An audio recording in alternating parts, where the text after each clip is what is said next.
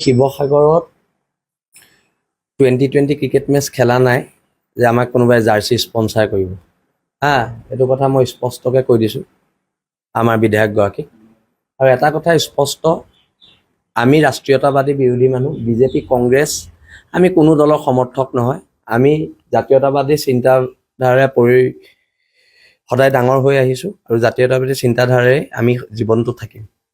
আৰু এটা কথা স্পষ্ট, শিৱসাগৰত যিটো এতিয়া শান্তি সম্প্ৰীতিৰ কথা কোৱা হৈছে, শান্তি সম্প্ৰীতিটো কোনে ভাঙিছে সেই কথাখিনি শিৱসাগৰ ৰাইজে চাই আছে।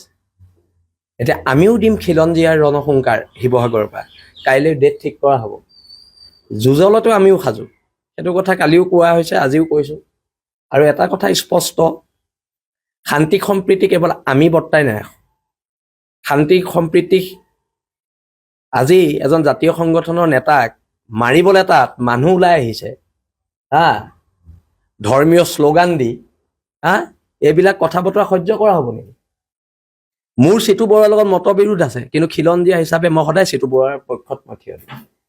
আজি কাৰোবাৰ লগত মতবিৰোধ থাকিব পাৰে, কিন্তু বসন্ত গগৈ পক্ষত যদি বসন্ত গগৈ বিপদ হয়, আমি একগোট হ'ম আৰু একগোট হ'ব।